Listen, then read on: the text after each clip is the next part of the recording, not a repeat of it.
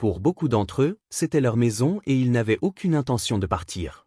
Certains ont décidé de tenter leur chance ailleurs et ont déménagé ailleurs aux États-Unis ou se sont rendus au Canada. D'autres ont soupiré à contre-cœur et sont simplement retournés en Europe. Et bien que l'influence française soit encore très évidente dans la vallée du Mississippi, la prise de contrôle américaine sonne véritablement le glas de la présence officielle de la France aux États-Unis. La Louisiane a été découverte pour la première fois en 1682 par l'explorateur français René-Robert Cavelier de La Salle près de l'embouchure du fleuve Mississippi. Il lui a donné le nom du roi Louis XIV et a revendiqué la terre à l'ouest du Mississippi comme la Louisiane, un territoire de la France. La Louisiane représentait une vaste étendue de terre qui couvrait plus de 2 millions de kilomètres carrés. Elle s'étendait des Grands Lacs au nord jusqu'au golfe du Mexique et des Appalaches à l'est jusqu'aux montagnes rocheuses à l'ouest. La Louisiane a été sous domination française de 1682 à 1762, puis de nouveau de 1801 à 1803, date à laquelle la France l'a finalement vendue aux États-Unis. Ce n'était pas la première fois que la France se débarrassait de la Louisiane au profit de quelqu'un. L'Espagne avait reçu la Louisiane plus tôt et l'avait gouvernée pendant 4 décennies. Lorsque la guerre de 7 ans éclata en 1756, plusieurs puissances européennes se sont battues pour des territoires dans les Amériques. La Grande-Bretagne et la France se sont retrouvées entraînées dans un conflit acharné. L'Espagne avait également des intérêts dans les Amériques et est finalement venue à l'aide de la France. Cependant, la puissance navale de la Grande-Bretagne s'est avérée trop forte et la France et l'Espagne ont dû panser leur plaie lorsque la guerre a pris fin en 1763. Cela devait avoir une influence énorme sur la forme de l'Amérique après coup. La France et l'Espagne ont été contraintes de céder d'énormes portions de leur territoire nord-américain à la Grande-Bretagne. Pour la France, il s'agissait du Québec et de toutes les terres à l'est du Mississippi, et l'Espagne a dû céder la Floride, le tout aux Britanniques. Pour compenser les Espagnols de la perte de la Floride, la France leur a donné la Louisiane en vertu du traité de Fontainebleau en 1762. La France se sentait responsable de l'Espagne après que les Espagnols soient venus à son aide. L'accord a été conclu en secret car la France ne voulait pas que la Grande-Bretagne sache qu'elle ne contrôlait plus la Louisiane. Pendant les 40 années suivantes, la Louisiane a donc été contrôlée par les Espagnols. Pour les colons français, c'était le début de la fin de la vie telle qu'ils la connaissaient en Louisiane. La plupart des Français de la Nouvelle-Orléans et des régions environnantes étaient loin d'être ravis d'être gouvernés par les Espagnols. Ils étaient tous encore farouchement loyaux à la couronne française et à son administration. Les Français de Louisiane avaient déjà établi leur propre culture et leur propre mode de vie. Le français était la langue officielle, que les Espagnols ont été assez intelligents pour maintenir. Cependant, l'Espagne répugnait à trop dépenser pour le territoire nouvellement acquis ou à affecter davantage d'officiers pour l'administrer. Outre le mécontentement constant des colons français, il était tout simplement trop vaste pour être gouverné efficacement. L'Amérique était particulièrement désireuse de mettre la main sur la Nouvelle-Orléans. Le port de la Nouvelle-Orléans était un point crucial pour le commerce, un tiers des produits américains transitant par la ville. L'Amérique exigeait le droit d'utiliser le port. L'Espagne a d'abord refusé, puis a cédé.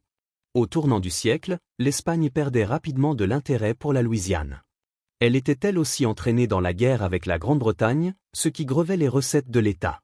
En 1800, l'Espagne a rétrocédé la Louisiane à la France en vertu du traité de San Ildefonso. Au début, les colons français de la vallée du Mississippi étaient aux anges, mais leur optimisme a vite tourné au vinaigre car les choses se réchauffaient à nouveau en Europe. Une rébellion à Saint-Domingue en Haïti avait éclaté et la France était confrontée à une autre guerre inévitable avec son rival juré, la Grande-Bretagne. Les guerres coûtent cher et l'Amérique était trop désireuse de mettre la main sur le territoire de la Louisiane.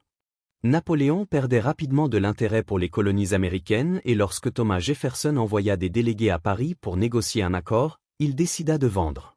15 millions de dollars plus tard, l'Amérique obtenait le port de la Nouvelle-Orléans qu'elle désirait tant, ainsi qu'un vaste territoire s'étendant jusqu'au Canada. C'était une aubaine. Cela signifiait également que les colons français de la vallée du Mississippi n'avaient plus la protection ou le soutien de la couronne. Ils se sont retrouvés face à plusieurs choix difficiles. Ils pouvaient rester aux États-Unis en tant que nouveaux colons. Avec la vente de la Louisiane, l'Amérique envisageait désormais une expansion massive vers l'ouest, ce qui apporterait sans aucun doute de nombreuses opportunités. Certains Français étaient désillusionnés. Se diriger vers l'ouest était certainement une option viable aussi, car pour beaucoup, l'expérience de la Louisiane avait été difficile. Une grande partie des colons français originaux de la Louisiane avaient été plus ou moins forcés d'y aller. Une grande partie des terres entourant la vallée du Mississippi étaient difficiles à cultiver et il était difficile de trouver des volontaires pour les colonies. La France a fini par envoyer des condamnés ou des personnes vraiment désespérées pour travailler comme ouvriers dans les fermes et les plantations de Louisiane. Il s'agissait notamment de voleurs, de déserteurs militaires et d'orphelins. Les colons recevaient également peu de soutien de leur pays d'origine et beaucoup seraient morts de faim sans l'aide des autochtones. Les Amérindiens ont également été essentiels pour les Français afin de pratiquer leur commerce de fourrure et de peau de cerf, qui était très demandé en Europe. Les Français devaient établir et maintenir des relations saines avec les autochtones, ce qui était souvent plus facile à dire qu'à faire. En 1729, des colons français ont défriché des terres pour une plantation de tabac, ce qui a irrité la tribu locale des Natchez. La terre était sacrée et cela a déclenché une réponse violente. Les guerriers Natchez se sont retournés contre la colonie française et ont massacré 230 colons, épargnant la plupart des femmes et des esclaves. Les Français ont riposté par un assaut total contre les Natchez et les tribus voisines, ce qui a porté les relations franco-autochtones à un nouveau point bas point, mais même si cela avait été difficile en Louisiane, de nombreux colons français étaient toujours optimistes quant à la possibilité de s'installer ailleurs en Amérique ou même de rester sur place. La Nouvelle-Orléans était une ville portuaire, ce qui signifiait qu'elle avait le potentiel de devenir une plaque tournante commerciale majeure.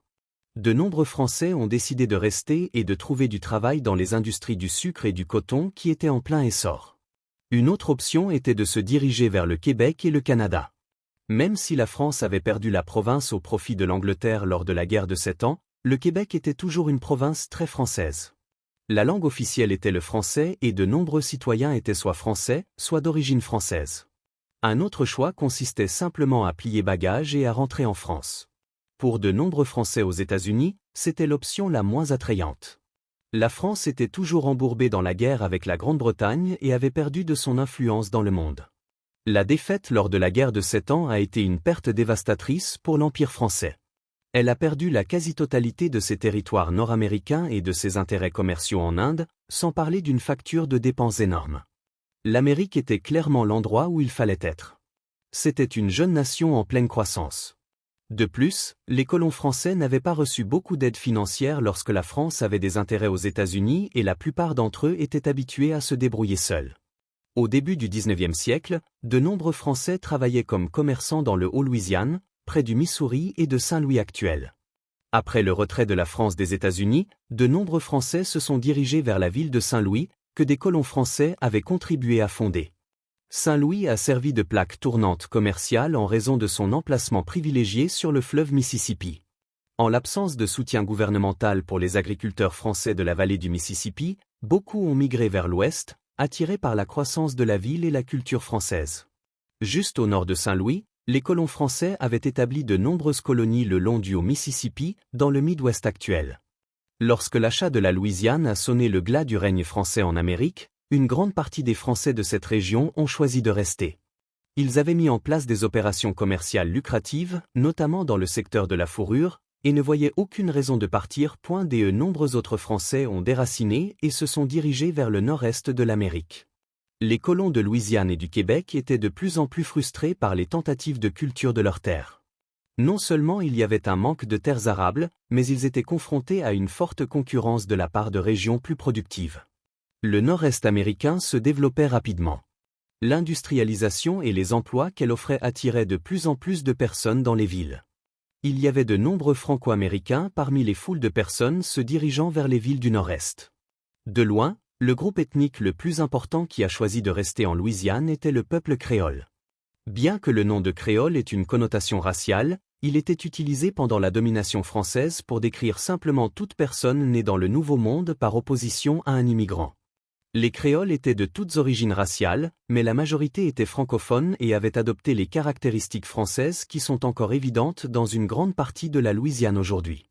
Ils parlaient également espagnol et étaient intégrés aux cultures françaises, autochtones, esclaves et espagnoles. Les créoles ont joué un rôle important dans la société et la culture de villes comme la Nouvelle-Orléans et le sont encore aujourd'hui. L'héritage français est toujours présent dans l'Amérique moderne. Des régions comme la Louisiane, le Mississippi et le Missouri regorgent de villes, de monuments et de rues portant le nom d'identité française. La Nouvelle-Orléans, en particulier, a conservé de nombreuses racines françaises, du marché animé du quartier français à la fête déchaînée qu'est Mardi Gras. L'esprit de la France est encore très vivant dans certaines parties de l'Amérique.